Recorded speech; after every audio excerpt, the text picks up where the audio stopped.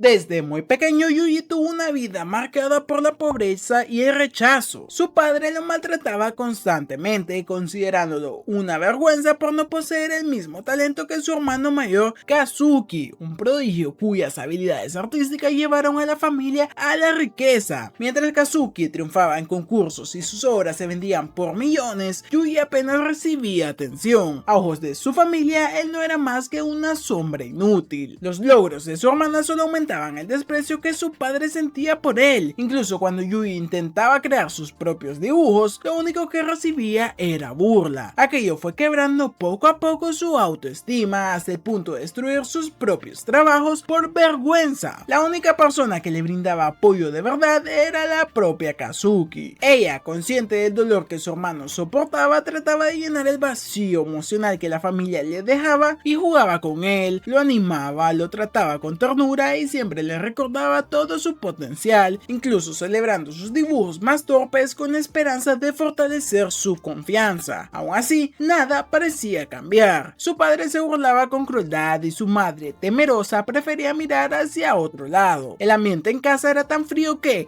incluso cuando la familia salía a cenar, Yuji quedaba atrás, alimentándose solo de pan duro que debía remojar en agua para poder tragar. Kazuki, impotente, trataba de defenderlo, pero su voz no era suficiente para revertir la indiferencia de sus padres. Con el tiempo, Kazuki comenzó a apagar su propio brillo, renunció a sus estudios en París y se quedó con Yuji, intentando crear un refugio para él. Le enseñaba a leer manga y lo animaba a hacer amigos, temiendo que se convirtiera en alguien tan vacío y resentido como su padre. Mientras tanto, sus dibujos ocasionales se convirtieron en la única fuente de ingreso para la familia, lo cual solo agudizó la dependencia y la tensión. El vínculo entre Yuji y su hermana se volvió cada vez más intenso y ambiguo. Kazuki se obsesionó con protegerlo a toda costa. Comenzó a controlar con quién hablaba, especialmente si se trataba de chicas. Le exigía permiso para hacer nuevas amistades y se molestaba si sentía que alguien podía ocupar su lugar. Un día incluso llegó a proponerle que se bañaran juntos como hermanos normales, y más tarde lo besó afirmando de que lo que compartían era amor verdadero. A pesar de todo esto, Yuji intentó llevar una vida normal. Se inscribió en una escuela secundaria común y se unió al equipo de baloncesto para ocultar sus verdaderas habilidades. Pero debajo de esa fachada se escondía alguien que ya sabía manipular a su entorno. Pero ese frágil equilibrio se rompería en un instante. Un accidente de autobús, un barranco y docenas de vidas perdidas. Solo una sobreviviente, una chica pelirroja. Tras la tragedia del accidente, la vida de Yuji se tornó aún más oscura. Su padre, incapaz de lidiar con la pérdida y consumido por su propia frustración, cayó en una profunda depresión que lo arrastró directo al alcoholismo. Su carácter se volvió más violento y errático y su madre, temiendo por la seguridad de su hijo, comenzó a esconderlo cada vez más de aquel hombre. Yuji solo podía oír los gritos que su padre lanzaba con furia. Finalmente, Yuji y su madre decidieron escapar y se mudaron a un pequeño lugar donde, por primera vez en mucho tiempo, su madre lo trató como un verdadero hijo. Yuji, aunque vivía en la pobreza, comenzó a disfrutar del calor de una familia real. La comida hecha por ella, los pequeños momentos compartidos, todo era simple pero lleno de afecto, y aquella etapa, por breve que fuera, se sintió para él como el cielo. Pero esa paz sería efímera. Un año después su padre los encontró y la escena fue brutal. El hombre, completamente fuera de sí, le exigió a la madre de Yuji que le diera otro huevo de oro. Yuji no pudo soportarlo más y trató de enfrentarlo, pero su padre lo empujó con violencia contra el refrigerador, y con el cuerpo adolorido y los recuerdos de su hermana en la mente, Yuji miró fijamente a su padre, decidido a terminar con todo. Recordó las palabras de Kazuki preguntándole alguna vez con qué mano acabaría la vida de un hombre. Su madre, desesperada, le pidió que huyera, le entregó todos sus ahorros diciéndole que lo alcanzaría luego. Confiando en ella, Yuji corrió hasta la estación de tren. Esperó por horas hasta que las sirenas de ambulancia comenzaron a escucharse en la distancia, y cuando regresó a casa lo que encontró fue devastador. Su padre había sido acuchillado y su madre ya no estaba con él. Nunca más podría volver a escuchar su voz. Despertó en un hospital solo con una nota de su madre. En ella se disculpaba preguntándose en qué había fallado y deseando poder haber vivido un poco más junto a él. Sin familia familia y sin hogar, Yuji fue tomado por un misterioso hombre llamado Rai, aquel sujeto que había aparecido en su casa años atrás con una sonrisa inquietante y una caja de chocolates. Ahora se convertiría en su tutor. Lo vistió como a su hermana Kazuki y lo trató con una mezcla de obsesión y perversidad. Aunque Yuji se esforzaba por ignorarlo, no podía negar que, al menos, tenía un lugar donde comer y dormir, pero aquel refugio era solo el inicio de otro infierno. Una noche ese guardaespaldas de Rai intentó abusar de él y Yuji, impulsado por su instinto de supervivencia, acabó con su vida. Rai, lejos de molestarse, lo felicitó por haberse defendido y le dijo que lo convertiría en una herramienta perfecta, así que lo envió a un campamento militar para endurecerlo. Ahí Yuji fue moldeado como un arma y día tras día se entrenó para volverse el soldado perfecto. Rai, quien se hacía llamar Oslo en aquella isla, lo adoctrinó en la idea de que todos eran sus enemigos, la humanidad, sus padres e incluso su propia hermana. Solo Oslo era su aliado y los cuchillos su única forma de sobrevivir. Aunque era acosado por los demás niños, hubo una excepción, una chica amable llamada Marlene, quien no recordaba su pasado, lo cuidaba y hasta guardaba su comida para él. Para Yuji era como un rayo de luz en medio de la oscuridad, pero incluso eso fue arrebatado. Llegó el día del examen. Su prueba era simple, debía matar a quien estuviera al otro lado de la arena, y esa persona efectivamente era Marlene. Yuji no dudó, corrió hacia ella con velocidad, golpeándola y derribándola una y otra vez. Sus reflejos y su fuerza la superaban claramente, incluso cuando Marlene intentaba levantarse, Yuji la volvía a tirar al suelo con una patada implacable. Pero entonces su mente se quebró. Las imágenes de su madre, los gritos, la sangre, el dolor, todo se volvió en su cabeza de golpe, y aquella noche, con aquella pérdida, su espíritu se resquebrajó, y en ese instante fue Marlene quien lo derribó y se paró sobre él sonriendo. Tras ser derrotado por la propia Marlene en aquel examen final, Yuji quedó tirado en el suelo, humillado y vencido. Marlene, aún de pie, comenzó a golpearlo una y otra vez, mientras Yuji asumía que ese castigo era el precio que debía pagar por haber destruido a su padre. Encerrado en una celda con el cuerpo cubierto de heridas, Yuji fue visitado por Marlene, quien entró llorando, arrepentida por haberlo lastimado. Se disculpó entre sollozos, deseando no haber tenido que levantarle jamás la mano, y aún así fue la única que se preocupó por él durante sus días tras las rejas. Le llevaba comida, hablaba con él y fue su único rastro de humanidad hasta el día de la graduación, porque ese día Marlene le dijo a Yuji que volverían a verse algún día, pero fue una promesa que jamás se cumplió. Aquellas palabras fueron lo último que escuchó de ella. Tiempo después, una enfermera le dijo a Yuji la noticia. Marlene había perdido la vida y entonces la culpa lo golpeó de frente. Se preguntó si acaso su amabilidad había sido un error. Tal vez si le hubiera golpeado de regreso, si se hubiera entregado al odio, podría haberla salvado. Tras graduarse del campo de entrenamiento, Yuji recibió su primera misión oficial. Tenía que acabar con la vida de un hombre rico, y para cumplir el encargo se disfrazó de doncella y se infiltró en su mansión. Con rapidez y precisión completó esa tarea, y así, una tras otra, sus misiones fueron ejecutadas con éxito, cada vez más letal y cada vez más vacío. Pero su historia dio un giro inesperado cuando un día las fuerzas especiales irrumpieron en la base de Oslo. La policía arrasó con todo a su paso. El operativo fue brutal. Los agentes destruyeron la seguridad del lugar y acorralaron a Oslo. Cuando llegaron al núcleo de refugio, encontraron un pasaje subterráneo sellado con una puerta de acero. La volaron por los aires esperando encontrar a su objetivo, pero dentro solo había un niño de cabello blanco. Era Yuji, sentado en la oscuridad, solo, y en ese instante su cabello blanco comenzó a caer como si algo dentro de él se quebrara para siempre. Masako, una de las oficiales del operativo, observó al niño con atención y supo de inmediato que había encontrado algo más que un superviviente, así que decidió llevárselo a Japón, y junto a ella fue Ivy, quien exigió supervisarlos dentro del hospital. Pero el primer encuentro no fue precisamente cálido. Masako le ordenó salir de la cama en 40 segundos, golpeándolo en la cabeza y amenazándolo sin piedad. Cuando Ivy intervino y le pidió que fuera más amable con el chico, Masako simplemente respondió que Yuji no sabría cómo reaccionar ante la bondad, porque jamás la había recibido. Le agarró la cara y le prometió que a partir de ahora sería su diosa y su única guía. Ya en casa le exigió que se quitara la ropa sucia, pero lo que descubrieron los dejó en shock. El cuerpo de Yuji estaba cubierto de cicatrices, heridas de bala, quemaduras y moretones. Masako le pidió a Hibiki que trajera comida y bebida, pero Yuji no tocó nada. En cambio, cuando una simple mosca se posó sobre la mesa, él la aplastó con la mano. Su mirada se perdió en el insecto muerto, su mente congelada, y de pronto comenzó a gritar de terror y terminó vomitando. Masako intentó reconfortarlo, pero solo atinó a reprenderlo con dureza por vomitar en su casa. Durante la noche lo bañó y descubrió la verdadera magnitud del daño: 2 heridas de bala aún abiertas, incontables cortes de cuchillo, huesos rotos mal curados y otro sinfín de cosas. Era un milagro que estuviera vivo. Masako pensó que quizás la muerte habría sido más compasiva, pero en lugar de rendirse juró que protegería como su nueva deidad personal a ese niño. Al día siguiente Masako se sentó sobre él, forzándolo a comer. Yuji, en su desesperación, le suplicó a JB que lo ayudara, y Masako se burló de ella,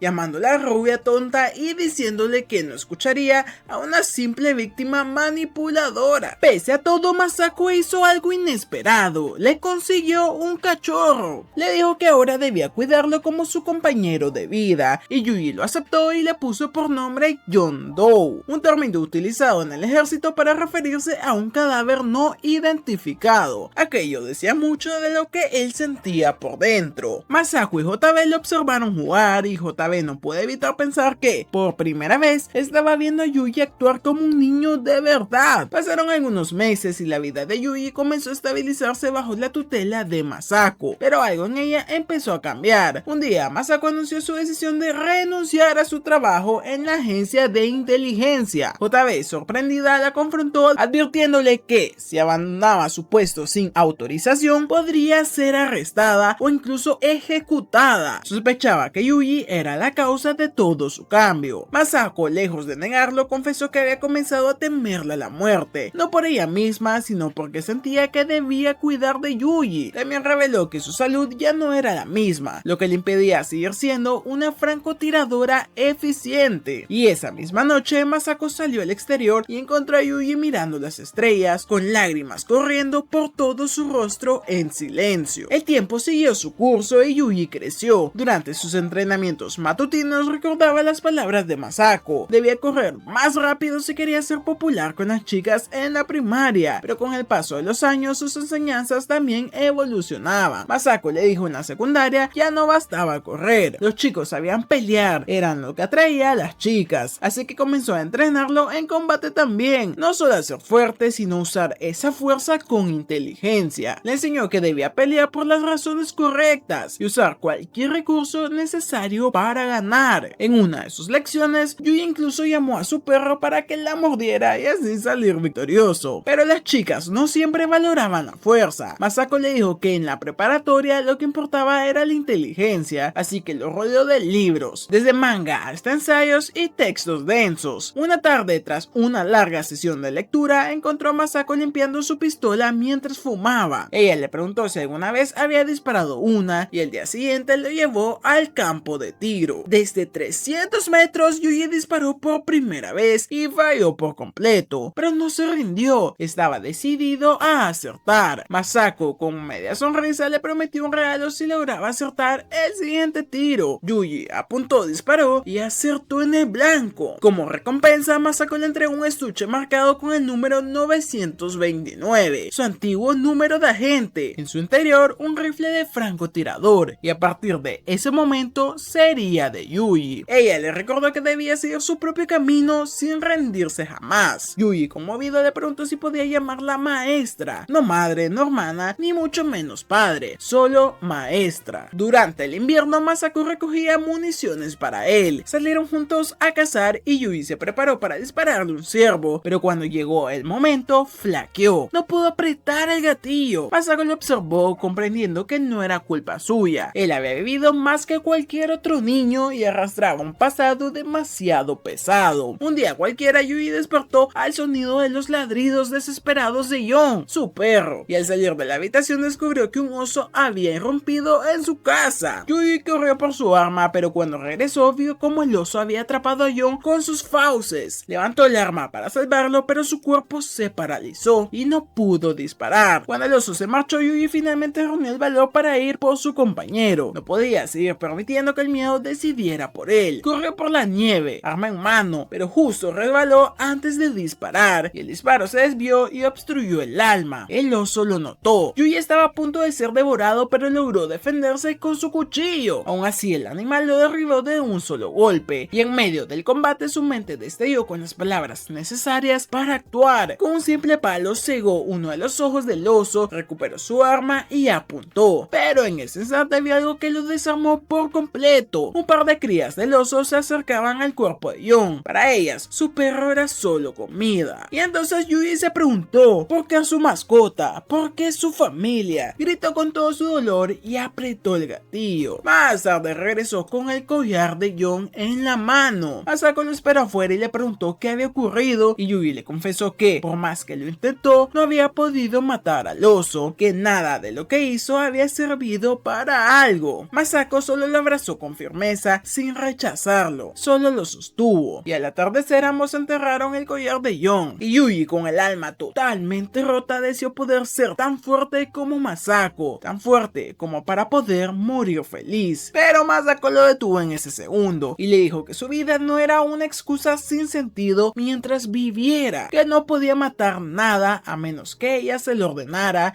y le recordó que cada comida, cada día bajo un techo, cada bala era pagada por los contribuyentes, y por eso él tenía una deuda con el mundo, una deuda que debía saldar protegiéndose. En el pasado, Asako le dijo a Yuji que antes no habría podido morir hasta eliminar a 10 enemigos, pero ahora su misión era completamente distinta. Debía salvar a 10 personas. No importaba si era demasiado débil como para apretar el gatillo por sí mismo, siempre debía tener el coraje de hacerlo si era para proteger a alguien más. Y con el paso de los años, JB observaba el crecimiento de Yuji desde la distancia. Un día, Asako reveló con una sonrisa que Yuji finalmente había completado el desarrollo de su trama. JB, confundida, preguntó a qué tipo de historia se refería, y Masako respondió sin pudor que ella era esa historia, el día que dejó atrás su armadura emocional y culminó en su rostro antes de llegar a esa acción descendente. Yuji recordaba bien ese momento. Estaba en la ducha y Asako le preguntó cuándo era su cumpleaños. Él respondió que justamente ese día. Entonces ella le preguntó qué quería como regalo, y el prota ingenuamente respondió que deseaba una tutora más amable. Ella lo mordió, lo hizo sonrojar, y entonces le prometió el mejor regalo de todos, ella misma. Ese fue el día en que compartieron su primera vez. JB no podía dejar de preguntar si solo lo habían hecho una vez, y Masako, sin reservas, dijo que desde entonces habían completado el desarrollo de la trama del prota todos los días. Justo en ese momento, Yuji regresó con el ramen y JB cambió rápidamente de tema, fingiendo que no hablaban de nada, y Masako burlona le dijo que por eso nunca había alcanzado su propio clímax. Le pidió que le diera una oportunidad, ya que lo había entrenado bien, y para desinhibirla le sirvió algunas copas. Después de unas cuantas botellas, Masako, ya embriagada, llamó a Yuji para encargarle una misión especial: hacer pasar a JB un buen rato. La llevó al dormitorio y no la dejó ir. Esa noche la cena quedó sin tocar, y en su lugar fue JB quien terminó siendo, ya saben, devorada por el bueno del prota. Pasaron algunos años más, pero mientras Yuji seguía creciendo, la salud de Asako comenzó a deteriorarse. Yuji notaba cómo sus manos temblaban cada vez que bebía. Preocupado, le rogaba que dejara el alcohol, pero cada vez que le preguntaba si estaba enferma, ella lo negaba con una sonrisa forzada. Aún así, no podía ocultar el deterioro de su cuerpo. Su desconexión aumentaba, faltaba al trabajo con frecuencia, y había días en los que ni siquiera podía contestar al teléfono. Yuji empezó a cubrirla en sus tareas, atendiendo llamadas importantes en su lugar, y un día un agente le ordenó a Masako que respondiera a una misión de alto nivel, invocando al artículo 9, así que Yuji, sin pensarlo, asumió esa misión. Poco después, JB le preguntó por qué ya no hablaba con él en el sitio de operaciones, y Masako confesó con voz baja que en realidad no había sido ella quien había estado completando los trabajos, sino Yuji. JB, furiosa, explotó al enterarse y acusó a Masako de estar obligando a Yuji a seguir los mismos pasos que Oslo, el hombre que lo manipuló desde niño. Pero Yuji no lo veía así, insistió en que era su propia decisión y que quería algún día devolverle a Masako todo lo que ella había hecho por él. JB, preocupada, temía que Yuji se estuviera hundiendo en el mismo estilo de vida autodestructivo que Masako, pero él lo tenía claro. Esta era la única forma en la que podía encontrarle sentido a su vida. Ella no se quedó callada. Salió de la base con Yuji y mientras se alejaban por el río, disparó su arma al aire liberando toda su frustración. Y entonces le preguntó si acaso él le había dicho a Masako que quería ser como ella. Yuji respondió que sí lo hizo. JB se quedó en silencio por un momento. Lo admitió que probablemente Masako no querría que existiera una segunda versión de ella en este mundo, pero también dijo que seguramente estaría feliz de que alguien como Yuji la admirara tanto. Así que le preguntó una última vez si de verdad quería continuar por ese camino, y Yuji sin dudarlo le respondió que sí, porque esta era la única forma en que podía pagar la enorme deuda que tenía con ellas. Después de despedirse de su antigua vida, Yuji fue enviado a Estados Unidos para continuar con su formación militar, y al llegar fue recibido con desdén por un soldado corpulento que no entendía que hacía un joven japonés en ese lugar tan inhóspito. Cuando Yuji insinuó en tono de broma que estaba ahí porque acabó con sus padres, el comentario desconcertó al soldado, aunque Yuji se retractó rápidamente, dejando la duda flotando en el aire. Ya en el dormitorio, ese mismo soldado lo apodó el chico asiático. Yuji se presentó como japonés y le aclaró que su nombre era Yuji. Sin embargo, el otro insistió en llamarlo Yujin, mofándose de que sonaba demasiado femenino. Pero Yuji, lejos de intimidarse, respondió con una actitud aguda que dejó claro que no era alguien fácil de provocar. Esa fue la base de una extraña amistad con Danny Booner, el soldado estadounidense musculoso y extrovertido cuya personalidad vulgar contrastaba totalmente con Yuji. Durante el entrenamiento, las diferencias físicas entre ambos quedaron en evidencia. Danny, pese a su tamaño, tenía dificultades para seguir el ritmo. En los descansos, Danny bromeaba sobre la rigidez de su comandante, a quien Yuji defendía con una leve sonrisa. Lo que comenzó como una simple frase desencadenó en una escena en la que la comandante apareció por sorpresa y puso a Danny en su lugar sin necesidad de palabras. Durante las prácticas de tiro, Yuji sorprendió a todos al acertar con precisión cada disparo. La comandante lo observaba en silencio, impresionada. Solo Asako, en su tiempo, había logrado una puntería tan impecable, y aquella hazaña no pasó desapercibida, y Yuji fue condecorado con el primer lugar en tiro. Entre los observadores, una joven soldado prestaba especial atención a su desempeño. Esa misma noche, ella se le acercó. Su nombre era Millie y había quedado en un segundo lugar en la puntería, y sentía que tenía algo que demostrar. Junto a la piscina, Millie intentó imponerse con brusquedad, pero Yuji la contuvo con serenidad. En lugar de una confrontación, lo que siguió fue una conversación sincera. Fueron juntos al campo de tiro, donde Millie compartió un recuerdo de su padre, quien decía que podía acertar a blancos fuera de alcance. Ella pensaba que era solo una exageración de borracho. Yuji falló su primer disparo, pero antes del segundo se tomó un momento para respirar. Observó el cielo, preguntó en voz baja por su color, apuntó y esta vez acertó. Le dijo que quizás su padre no mentía, y en ese instante Millie descubrió que podía confiar en alguien. Con el entrenamiento finalizado, Yuji fue asignado a una misión en el extranjero. Durante el viaje en el barco, Danny, siempre en su estilo burlón, le preguntó qué había comprado con el dinero ganado. Mientras él se jactaba de haber adquirido un carro, Yuji confesó haber comprado solo un reloj de dama. Danny se rió de su elección, sugiriendo con comentarios vulgares que Yuji había estado demasiado cerca de Millie, y ella, escuchando todo, lo puso en su lugar con un solo golpe. Mientras tanto, entre los tripulantes del barco, un individuo extraño jugaba con fervor a un simulador de citas con